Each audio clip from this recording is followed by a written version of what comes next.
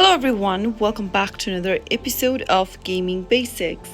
In today's video, I'm gonna guide you through how to update Call of Duty mobile application using your iOS device.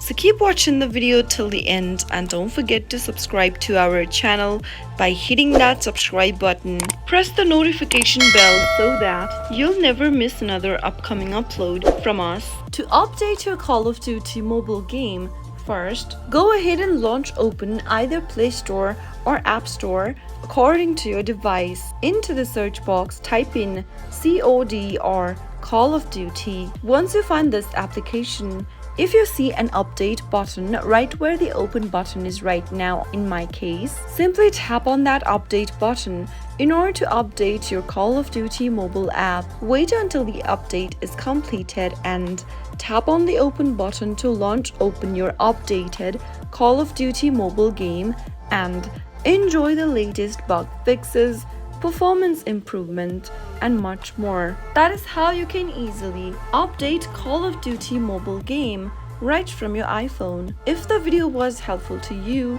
go ahead and give us a thumbs up. I'll soon be back with more videos like this. Thank you for watching.